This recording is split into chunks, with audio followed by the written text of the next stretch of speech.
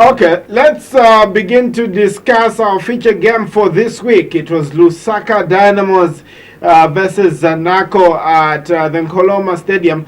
Let's get into the analysis, shall we? Let's look at the lineups that the two gaffers chose for this one. So it was Lusaka Dynamos trying to get to the final of the Barclays Cup and probably win it as well. They haven't won a cup competition in a while. So Lusaka Dynamos in the orange and Zanaco in the red. So Zanaco went for a diamond 4-4-2 with Erieta Konko and Felix Nyainde leading the line, whilst the cam was Isaac Chansa wearing shirt number 20. Lusaka Dynamos went 4-1-4-1, or a variation of it at last. We'll begin to look at the tactics for that one. But before I get reactions, let's just begin to dissect the attack for Lusaka Dynamos. So let's have a look at Lusaka Dynamos in attack and begin to look at the dynamics as to what they were trying to do in attack. So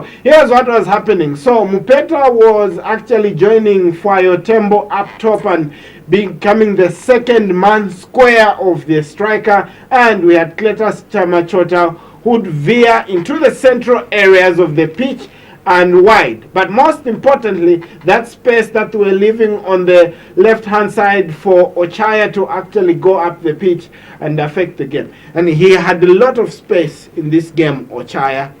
But alas, the biggest statistic in this game, Dennis, is that Lusaka Dynamos did not score.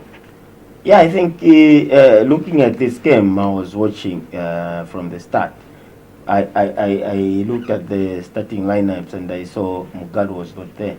I think I spoke about Chris. I think even in the last 2, 3, 4 shows before this one, I spoke about him as the most prolific striker in the league as at now.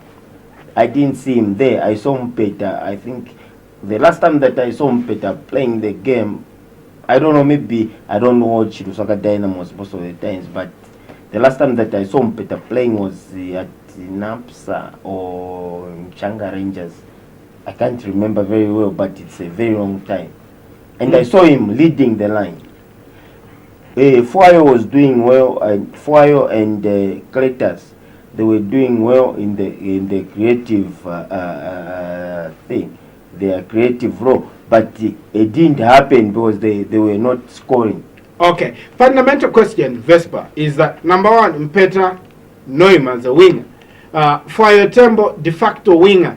10 at the most. 9, I don't know whether it will be a straight cut, copy and paste. But again, I'm just looking at that tactic. Once you are getting Ochaya forward, it tells me that you will be putting in the ball for crosses.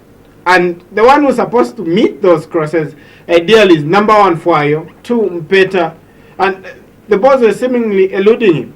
But also talking about the runners from midfield, Cletus Chamachota may not be the type of player who runs into the 18 looking to connect with an Ochaya cross. At least I've not seen it happen this year. Yeah, Zite, if you looked at their attack, the way they started, I thought more goals would come in, especially looking at the way Cletus was dropping down and trying to join Fwayo there on top. Quite okay, they could try to interchange and maybe play a little bit small passes, not really in the long passes. I don't know whether they were scared of the defense, which we looked like it was solid. But if you look at their attack, Zite, sometimes I have the confidence of Lusaka Dynamos saying maybe one day they can beat a team, maybe even 7-0 like. No, but I'm just asking, like, Chris Mugalu is not available for this game, and all of a sudden you play with Fwayo as a 9, and Fwayo as a 9 is not the same as Chris. So the tactics and the approach needs to be different. But you saw Ochaya going forward in typical Ochaya style, that if it was Chris Mugalu leading the line, perhaps would have been discussing a whole different story. Yeah, I think the way that they played, the way that Ochaya plays, he likes going forward, putting on those crosses. But all the time that he got into the final phase, there was no one in the box. Fayo likes to receive the ball down to come and play in the midfield. As wise as Mpeta, as I know him as a winger. So almost playing with a false nine. If you look at the way he was coming, you know that wing, I'm sure they use it for him most of the times to make crosses. But most of the time they want to use it. Fayo would also maybe run into the same position, trying to maybe close the same line which he normally uses for his crosses. So you find that most of the time they want to use the same line. Is closed because of you find Cletus is in the same line. Fayo also wants to, sometimes these players you find that they want to go where people just where the activity is. The activity is, and they close the line. Coach, I wanted to say something. The way that Lusaka Dynamos were playing in the midfield, not up front, not behind. It's the way that Zesco were playing before the current coach. We'll come to that one. We'll come to that one. But anyway, let's now discuss Zanaco's attack in this game. Of course, the victors 1-0 thanks to Felix Nyaende strike. But this was the basic characteristic of Zanaco's attack. One, they would have a very high line, but they would also play high line, but also long progressive passes. And just immediately they get the ball, they're looking for Erieta Nkonko and they're looking for Felix Nyainde. And maybe they are hoping Isaac Chansa can feast on the second ball after Lee Adi and maybe Ikamba deal with us. But again, it was Charles Zulu in the team again. Had a Komsa again. But right there with the progressive play, I'm already sensing that the only way NS Mbeo number 12, Isaac Chansa 20, and Charles Zulu are going to get into the game effectively is if they're able to win the second ball, which was not really happening for Zanaco. Yeah, it wasn't happening, and sometimes for Zanaco, when it's not happening like this, they plan. Their boys on the second ball, they win the second ball, they start playing, they spread it into the wings. But like on this game, it wasn't happening. I can give you an example. When Augustine is playing, it's not happening, he will make it happen. He will go and get the ball from the midfield or from the defense, run on the defense, at least try to create that chance. But it didn't happen. Thankfully, a cross from Norway, I think it was an attack from Norway, it just happened. Boom, Zanaco scored, yes, out of the blue. And of course, the exact scenario where the one who provides the assist is George Chilufya. But Vespa, let's discuss this. Now, this is Zanaco as we know it, playing progressive football, just going direct and trying to play direct. And again, there was also a little matter of them playing like that would probably insulate them against the numerical disadvantage in central midfield, because Lusaka Dynamos would have Cletus, Marvin, or Havasimbi if he tucks in, plus Sydney Kalume. But again, it all comes back to what Lusaka Dynamos were doing on the day. They were able to retract, get numbers behind the ball. But yes, that high line, we'll talk about it for a while to come. Yeah, Zita, if you look at the way Isaac Chansa he was playing in the midfield, Charles Zulu also trying to come in the midfield. Sometimes you give chance to players who are good in the wing, like Charles Zulu. The way he was dropping deep in the midfield to get the ball, try to run away from the midfield, maybe try to create space for Isaac Chansa to move close to the strikers. Chansa is a player who likes to try to help even the coach. You can see him in the pitch. He's there talking to his colleagues that sometimes when it's difficult to attack from the right side, they change it to the left side, which at least you could see that it was happening for them.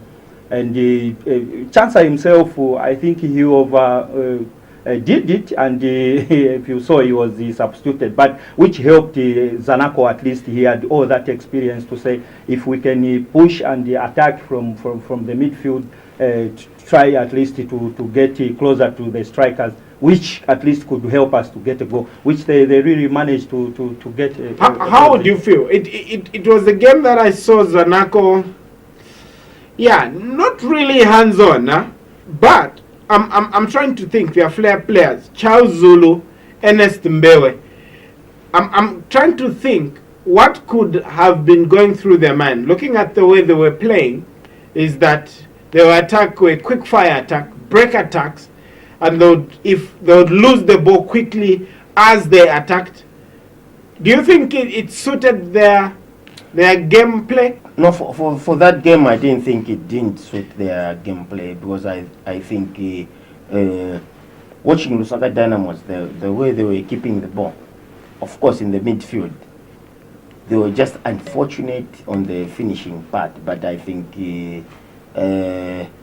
Zanaco and the way they play, no, it didn't fit them. Yeah, Kalume, because you could see Kalume there. Winning the second ball as usual. Yes. So trying to control the midfield, which was good for him. I think he was even overworked. You could see the way he was trying to cover also in the defense area. Okay, let's discuss Lusaka Dynamo's transition attack, because when Zanaco go forward, it presented a new dimension to the game. So here's what happened. Sidney Kalume wins the second ball. Immediately, Ernest Mbewe, Erieta Nkonko, Felix Nyainde, Charles Zulu, and Isaac Chansa have committed themselves in an offensive sense. But in central midfield, look at this one. It's Cletus Chamachota versus Fwayo against Boyd Msondalon. But the back four is sitting. So Mpeta and Habasimbi now need to get those numbers forward. So now, it now explains something about Lusaka Dynamo's match play. When they win the ball there, of course, Sidney Kalume is not the type who's going to hoof the ball forward. He would actually choose the nearest passing option. Usually Cletus Chama, Marvin Jero would also be an option, and Mpeta as well. But again, it came back to them being a little bit over elaborative in terms of them trying to go forward and create those goal scoring opportunities. I think their transition attack was just too slow. It gave an opportunity for Zanaco to get numbers behind the ball and thought any attack, and now all of a sudden they were struggling for space. And of course, you did have that spearhead in attack again called Chris Mugalu. You had the makeshift number 9 in Fwayo, in Mpeta, in Habasimbi. I think tough day at the office. I think on the transition, I think for Lusaka Dynamos it was very, very slow. Fwayo didn't look for the ball, like to go and receive the ball forward. All the times he came short. But are you surprised? Does Fwayo have the legs to run in the channels, receive a pass in space? I'm not surprised. Fwayo is a number 10. His game is to come short, come and play short. And link. Yeah, and link. And then Mpeta is a wide play. So he's a winger. Yeah, he's a winger. Who can go with the ball? Someone to go with the ball and make a cross. But sometimes they were the ones who were playing. Because if maybe it was their system, like I said in the beginning, you close where you know that this is where our strong point is. So most of the times you find that they could come in the midfield quite okay, but to do what? And then when they are going up, they open up, but not in a position where maybe you can be passed and maybe be find in a position of attacking. That's why you find that most of the times they lose the ball because of the small passes. So I'm just thinking, those square passes, was it even the players thinking, I can't play a ball into the channel and hope for Fwayo or You know, Mpeta or Emmanuel Habasimbi to run on those because because they're just not cut out like that. You know, Zita, I was watching this game and I was thinking, I think even Habasimbi did better to go and create those chances. Almost were heading that goal. He almost scored. The number 9 Fwayo and Mpeta, they never had those chances. They were always going to receive the ball. I was so confused. I thought maybe Habasimbi was the one playing as number 10, but it was. But anyway, again, I'm just thinking that interchanging of positions between Mpeta and Cletus Chamachota, and now Ochaya going forward, putting in crosses, no spearhead in attack. Anyway, it's. You also look at the distance, Zite, for the players whom we've talked about, like they are coming deep in the midfield, and then you allow your number 3 to go and put in a cross. But how many people are getting into the box? Yes, how many are in the box? No wonder you find maybe Fwayo outside the box, and the only number 9 there is just waiting for the ball. Find that is advantage for our. Because I think 7 or 8 times I saw Fwayo dropping deep to go and receive that when ball. they are in the attack, he's not used to wait for the ball to come so that he can. He's not calling for the ball into space. He wants to get the ball, then destroy you. Yeah, destroy you or have a touch, play back. Because there was a time whereby he was just like someone who was watching table tennis. Talking about that sport. But anyway, let's analyze something, gentlemen, shall we? Fragmented match play by both teams, actually. Just look at the spaces. On average, if the ball is in the defensive line of Zanaco, you'd have Mpeta, Fwayo, and probably Habasimbi doing a subtle medium press. And in central midfield, Cletus Chamachota and Marvin Jerry there. Of course, just screening in front of the defense, Sidney Kalume there. But generally, you had a game of football where the entire pitch could be covered by players at any given time. How do you explain that? Yeah, I think. Are there, by the way, and I was asking myself this, are there any advantages of playing fragmented? I don't know. Maybe somehow, or it can work against you, or tell me one advantage. Very few. I think. From the few, you can't give me one. I can't give you one because that advantage will be a disadvantage as well. Vespa, I was asking myself that question. So we are fragmenting, both of us. Okay, it's a medium press, but where are you when you're doing a medium press? Like there's acres of space behind you and the acres of space behind you again. So it now made sense for Zanaco's progressive attack where they'll just try to get to attack using one long pass.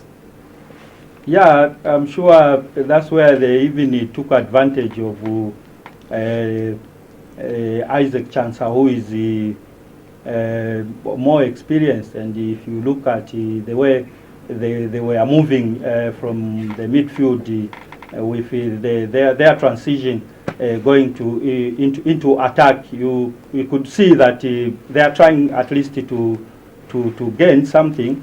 But though sometimes you find that we also look at the players even when we want to use the system.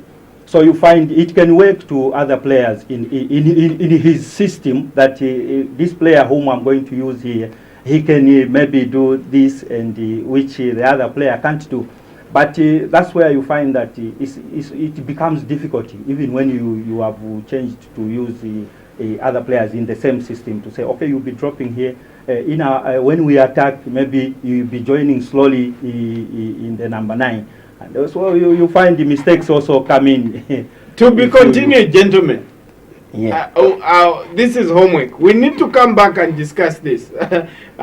When we see our league and sometimes we see our teams fragmenting, we'll go on a fact-finding mission to find out why it happens, why is it allowed, what are the advantages or disadvantages of playing like that. Let's look at the match statistics, shall we, in this game that saw Zanaco Football Club pick up a place in the final. So, shots off targets, 7 for Zanaco compared to 6 for Lusaka Dynamos. Shots on target, 3 for Zanaco, 1 for Lusaka Dynamos. You had 3 corners for Zanaco compared to 1 for Dynamos. 9 crosses for Dynamos compared to 13 for Zanaco. But these were more of diagonal crosses, by the way, we should add. Then, talking about saves, Muhammad Muntari made 2 saves compared to only 1 for the Zanaco goal minder. So, those are the statistics, gentlemen. Any feeling? Yeah, I think Lusaka Dynamos were dominating more in the midfield, the passing game. But in terms of attacking, Zanaco were a better side. They were more direct. Okay, talking about that one, let's just have a look at the shot structure, shall we? Starting for Zanaco, of course, they got 3 shots on target. Let's just have a look at where the shots were being taken from for Zanaco. So, where the strike balls are is where the shots on targets were. But generally, 2 extra opportunities that went off target in the 18. 1 on the edge of the area and 2 on the left-hand side. But anyway, the other thing is, for all their attacking prowess, is that the only insurance for Lusaka Dynamos, they would sit with Ikamba, Andli, Adi, and of course Kalume screening. But for all the attacking prowess that Ochaya had, we didn't quite see a lot of Ernest Mbewe, both tracking Ochaya and trying to control the game in terms of attack and keeping Ochaya back. But those were the shot structures for Zanaco. Yeah, Ochaya, if you look at his play, I think he's a player who always, he likes to at least touch in any move which they make. I think maybe it's because of his advantage of maybe the way he's moving with the ball, he runs with the ball, and he makes sure when he goes to the flank, and he can also make a cross from there. You could see Kalume there also trying to hold on, not going too much into attack.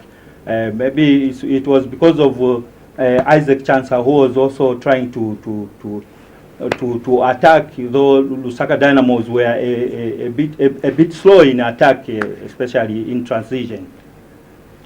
Okay, let's have a look at the shot structure for Lusaka Dynamos. Perhaps a depressing day at the office for Lusaka Dynamos. When we look at their shot structure in that game, only 1 shot on target by substitute Aubrey Funga, former Zanaco, on the edge of the area. I think Zite, when you don't have your marksman. But how can Lusaka Dynamos not have a spare number 9? I'm just thinking. Sometimes teams with a lot of number 9s. Yes, but sometimes it's very. No, I'm saying failure to field a number 9. You're almost playing with the first 9. How did that happen? I don't know. Did you see how the checkbook was making moves in preseason? I heard so, but I'm not so sure, because I was even surprised when I saw Mpeta. This is the first time that I saw Mpeta playing. I don't know, maybe he came a long time ago, but he's been around. Not so sure. He's been around from the top of the because Zite, we have our national team coach who is seated in the terraces, and he wants to watch his players also. Which player can I include in my new team? Especially the Chan. Yes. So Chan. You find that on the 12th of January. What are we giving to our national team coach? Especially games like Barclays, where people expect a lot, because there is money in the Barclays Cup. And a lot of players should do at least say, okay, we have to win this So game. what's the Actually- lesson actually- 101? actually What's the Zite- lesson? We need to progress. What's the lesson 101 from this game? Yes, it will be a Lusaka final. Yeah, it's a Lusaka final, but I think let's give the fans the best. You know, I was talking to a team manager, national team. The game that they played against Alger, the last time I saw him, I said, coach, I said he is the coach. Yes, he's coach. Yes. Yeah. So I said, coach, well done. He said, don't work together, because the work that you are putting into these boys who are playing local, because almost all of them were local. You see, I said, it's you, the coaches, that are doing this, that are making our job easy. Easy. But if we start doing like this, because imagine now if we want a number, okay, Justin Shonga will not be there, Brian will not be there, Mwila, and Ngonga won't be there. Who else? Who will play Mpeta and Fuayo? The two wingers. They are wingers. I mean, we have to be real on this one. Anyway, bad day at the office for Lusaka Dynamos. Probably on to the next one. Their fairy tale dream to find themselves in the Barclays Cup final needed to be put on ice. Terminated at a very critical time.